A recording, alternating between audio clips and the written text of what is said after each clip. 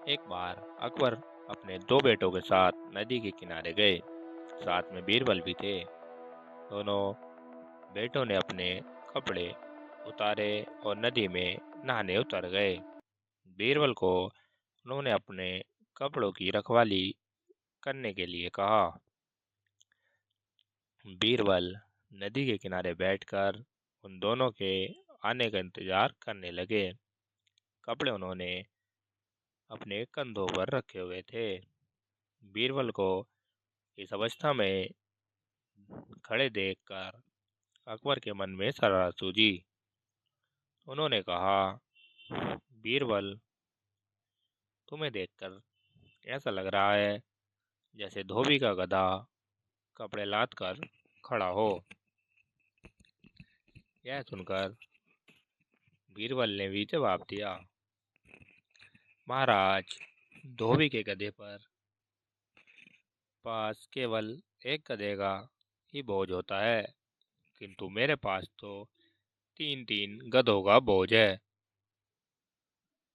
महाराज, महाराजा अकबर निरुत्तर हो गए।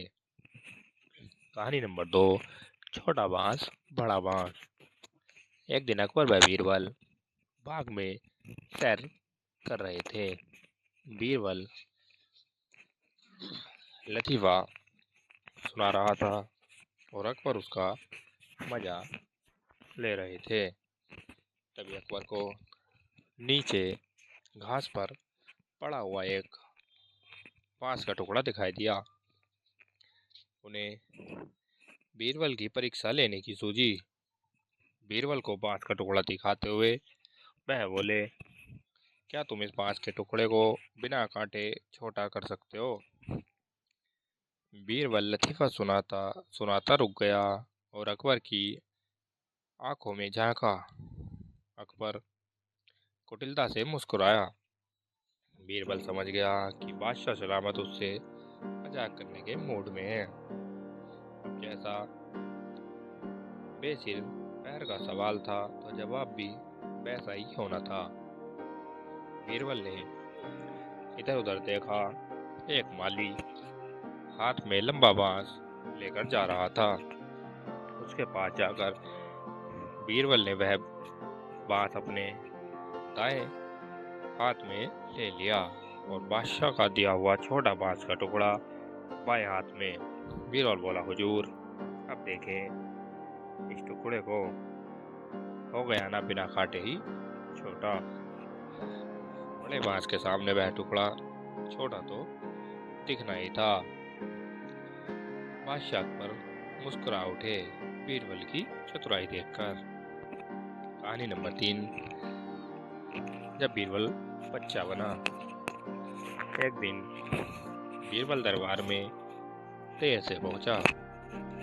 जब बादशाह ने देरी का कारण पूछा तो वह बोला, मैं क्या करता हुजूर, मेरे बच्चे आज जोर जोर से रोकर कहने लगे कि दरबार में ना जाओ। किसी तरह उन्हें बहुत मुश्किल से समझा पाया कि मेरा दरबार में हाजिर होना कितना जरूरी है। इसी से मुझे काफ़ी समय लग गया और इसलिए मुझे आने में देर हो गई। बादशाह को लगा कि बीरबल बहानेबाजी कर रहा है। बीरबल के इस उत्तर से बादशाह को तसल्ली नहीं हुई। वे बोले, मैं तुमसे सहमत नहीं हूँ। किसी भी बच्चे को समझाना इतना मुश्किल नहीं होता जितना तुमने बताया। इसमें इतनी देर तो लग ही नहीं सकती। बीरबल हंसता हुआ बोला, हुजूर, बच्चे को गुस्सा करना या डपटना तो बहुत सरल है, लेकिन किसी बात को विस्तार से समझा पाना बेहद कठिन। अकबर बोले, मूर्खों जैसी बात मत करो। मेरे पास कोई भी बच्चा लेकर आओ, मैं तुम्हें दिखाता हूँ कि कितनी आसान है यह काम। ठीक है जहाँपना, बीरबल बोला, मैं खुद ही बच्चा बन जाता हूँ और वैसा ही व्यवहार करता हूँ। तब आप एक पिता की भांति मुझे संतुष्ट करके दिखाएं। फिर बीरबल ने छोटे बच्चे की तरह बर्ताव करना शुरू कर दिया। उसने तरह तरह के मुंह बनाकर अकबर को चिढ़ाया और किसी बच्चे की तरह दरबार में यहाँ वहाँ उछलने कूदने लगा। उसने अपनी पगड़ी जमीन पर फेंक दी। फिर वह जाकर अकबर की गोद में बैठ गया और लगा उनकी मूंछों से छेड़छाड़ करने लगा। बादशाह कहते ही रह गए, नहीं मेरे बच्चे, ऐसा मत करो, तुम तो अच्छे बच्चे हो ना। सुनकर बीरबल ने जोर जोर से चिल्लाना शुरू कर दिया। तब अकबर ने कुछ मिठाइयाँ लाने का आदेश दिया, लेकिन बीरबल जोर जोर से चिल्लाता ही रहा। अब बादशाह परेशान हो गए, लेकिन उन्होंने धैर्य बनाए रखा। वह बोले, बेटा, खिलौने से खेलोगे? देखो कितने सुंदर खिलौने हैं। बीरबल रोता हुआ बोला, नहीं, मैं तो गन्ना खाऊंगा। अकबर मुस्कुराया और गन्ने लाने का आदेश दिया। थोड़ी ही देर में एक सैनिक कुछ गन्ने लेकर आया गया, लेकिन बीरबल का रोना नहीं थमा। वह बोला, मुझे बड़ा गन्ना नहीं चाहिए, छोटे छोटे टुकड़े में कटा गन्ना दो। अकबर ने एक सैनिक को बुलाकर कहा कि वह एक गन्ने के छोटे छोटे टुकड़े कर दे। यह देखकर बीरबल और जोर से रोते हुए बोला, नहीं, सैनिक गन्ना नहीं काटेगा, आप खुद काटें। अब बादशाह का मिजाज बिगड़ गया, लेकिन उनके पास गन्ने काटने के अलावा और कोई चारा ना था, और करते भी क्या, खुद अपने बिछाए जाल में फंस गए थे वे। गन्ने के टुकड़े करने के बाद उन्हें बीरबल के सामने रखते हुए बोले, अकबर, लो इसे खा लो बेटा। अब बीरबल ने बच्चे की भांति मचलते हुए कहा, नहीं, मैं तो पूरा गन्ना ही खाऊंगा। बादशाह ने एक साबुत गन्ना उठाया और बीरबल को देते हुए बोले, लो पूरा गन्ना और रोना बंद करो। लेकिन बीरबल रोता ही बोला, नहीं, मुझे तो उन छोटे टुकड़ों को ही साबुत गन्ना बना कर दो।